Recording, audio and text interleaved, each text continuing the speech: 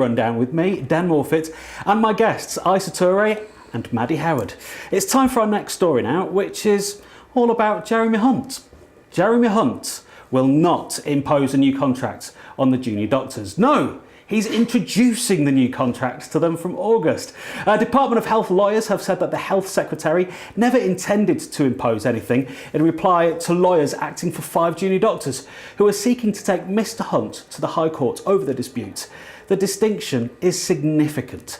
Shadow Health Secretary Heidi Alexander says Hunt's motives, judgment and competence are now being called into question, and that it also raises the prospect that he's misled Parliament.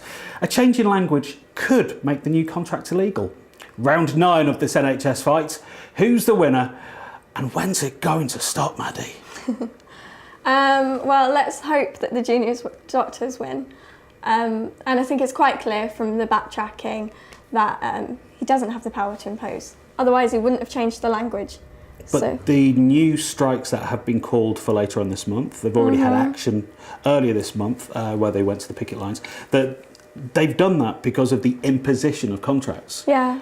Now today, to say behind Department of Health people and then slightly later on Twitter, no, we're not imposing, we're introducing. Very revisionist, isn't it? Yeah. Of them, yeah, completely. Do you think that's the crux of this argument between NHS junior doctors and the government? It's not necessarily the contract itself, it's the way it's been handled. I'm not so sure about that. I think the contract itself is also feasible. No, not feasible. Although its imposition, of course, is ridiculous, and the fact that he refused to be held accountable until he had to change the language because of the threat of lawyers and being taken to court. You know, the strikes that are going to happen, the junior doctors aren't even going to operate for emergency care, and that is literally putting people's lives and health at risk.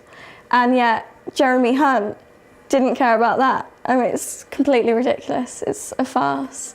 So I'm glad he's been called out, and I can only hope that he now has to be held accountable for what he's done. Ayesa, do you think this is a battle of language now or a battle of wills? Well, I mean, as you said, the thing it was all very, the thing, as you said, was handled badly initially anyway. It was very, very heavy-handed. You know, they wouldn't talk. They were very sort of dictatorial in their handling of the whole thing. This is why the doctors felt that they had to strike in the first place. I mean, generally doctors never did that, and they felt very strongly about it because they weren't being listened to. I mean, most doctors in the NHS and junior doctors work massively long hours. You know, are working under great strain. I've said before, the people that I've known that work in the NHS, that the effect of the cuts has hit them drastically. They're under huge stress, and then to have somebody speaking about imposing contracts that will make them work 24/7, etc., when they're working pretty much that anyway, I think the whole thing was very badly handled. Is it just the tone of the department and the tone of the health secretary? I think it was. I think the tone of the. I think the tone of the department, the way it handled it was very, very heavy-handed, and it did seem that they were imposing, you know, contracts. It did sound like there was not much discretion or choice about it. Now, as you say, the language has changed somewhat, and I suspect, you know, their advisors have more or less said, actually, you know, we can introduce this under such and such, we can do this under such and such, you know, the lawyers will have more or less spelt out what can and cannot be done ultimately. I read something about there's a case going up to judicial review that is linked to this next week. Now, nobody wants their you know, no like local authority, no minister, nobody wants that. No judges hate being reviewed. With something like this, would you love to be back at the bar? Wig on in court. would you relish the opportunity? I suppose if it was a Court of Appeal case, yes, then I would. Yes, then I would, because as you said, you know, these are cases that, you know, change public law, change administrational law, and this has been something that has caused widespread debate. So yes, it is an interesting thing to talk about. But as I said, we're saying nobody wants to be reviewed. Nobody wants to, more or less, as a minister, as a member of the local authority, it prolongs the process. You don't want to be acting ultra vires, as we say, which is basically unlawfully. And if there's nothing in law that says that you can impose a contract, you would be working, unlawfully. Yeah. Madie, do you think this legal climb down and this change in language gives an opportunity for the government maybe to go back and negotiate?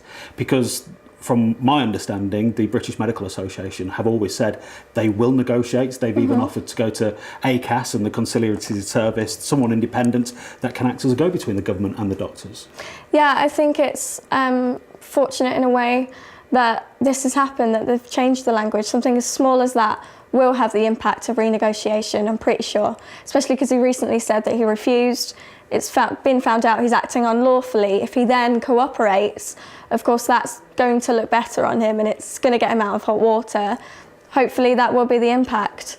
I actually watched a video of one of the junior doctors and she was talking about how she thinks that it's just a vanity project for David Cameron and for the Manifesto Pledge, which I think is plain and simple. That's what it is. Well, we will continue the search for the, I think, conclusion to the NHS contracts stalling very, very soon. Otherwise, we'll go into the 10th round and fights are never pretty in the 10th. Our next story now is about Labour, and they've been accused of snobbery after it's refused McDonald's a display stand at their autumn party conference, and they're knocking back £30,000 in the process. The fast food company wanted to promote British farm produce, but Labour's National Executive Committee made the decision not to let them in. Conservative and Scottish National Party conferences have allowed McDonald's to display though. So is Jeremy Corbyn just not loving it? Or should Mackie D's be able to show their wares? Ayesa, what do you think about this? I don't know. I can't say. I think I'd be interested to know, first of all, who else they rejected. On what grounds? I mean, I have no idea how these things are set up, how they accept or reject them. I'm sure other people were rejected. The thing that I find interesting, though, was that the fact that McDonald's wanted to promote British beef. Now, they may well want to do that. You just don't necessarily connect McDonald's with British beef. That's the thing. Do you know what I mean? I mean, it's an American firm. Everybody knows. Everybody. I think in fairness to them, all their adverts always say that they use British United. Oh, do they? I don't know. I don't know. It's not something that I particularly notice. Are you aware of that? I think now that you've said it, I've seen it on the copy of the boards. What their motives are for doing that, who can say? And I think it's a simple case of a company asking for a stand at a conference and the people at the conference saying no. And that's really as simple as it is, because the person who complained about it, I think his name's Wes Streeting, could be wrong, hope not. He is only really concerned about the money. He said, I can't believe they've not backed this sponsorship. It's Jeremy Corbyn being snobby. And that doesn't align with his image at all. If anything, Jeremy Corbyn gets in trouble for not being snobby enough, as in not wearing designer suits. Labour have not commented because they've said they don't make a comment on commercial decisions. But we don't know what's happened. Maybe all the display stands have already been taken up by other companies. And like you said, Ayesa, we don't know which other companies may have been knocked back for this stand. Maybe they're saying no to Burger King as well. Maybe they're saying no to KFC. Maybe they just don't have enough space at the Echo Arena in Liverpool where this next conference is happening. But for Jeremy Corbyn to be accused of snobbery... It doesn't reflect him as he is at all. No, I mean, something I read today was saying that, oh no, actually the ministers, they're far more used to eating falafel and hummus, and blah, blah, blah, and it's, everything, it's all that's world street food that's in, and if they were doing that, they would have... But who knows? I would just be very surprised if it was anything to do with snobbery. I just find that just a bit ridiculous. I think from what I read, it's because McDonald's have 0-hour contracts, which Jeremy Corbyn has always been very vocal in decrying. And it's nice to see some consistency. those are the reasons given. Ken Livingstone tweeted about how McDonald's refused to recognise trade unions, and this is the Labour Party.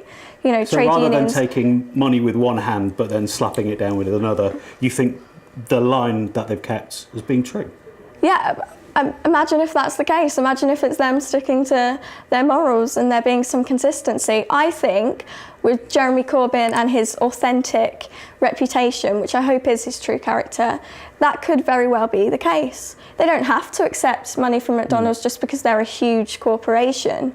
You know, other businesses will have been turned down as well. I think that's another part of the story. £30,000 to have a stand at a party conference of members, voters, activists.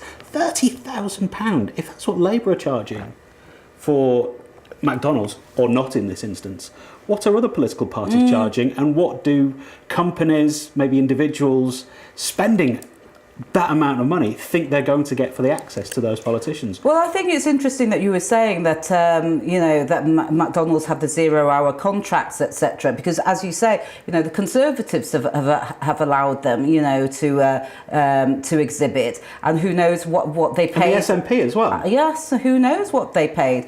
I wasn't aware of that, you know, that they had the 0-hour contracts, and they disallowed, they prohibited their the staff from contributing to trade unions.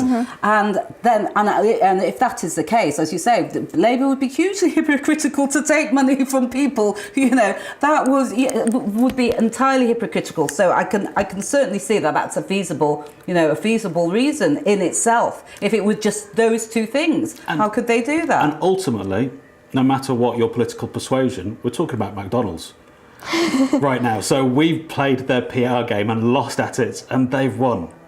And on that, just imagine Jeremy Corbyn eating a Big Mac. Of course, he's vegetarian. He'd never do that. Right, time for another break now. But when we come back, a high-class Greenpeace protest and an air accident investigation.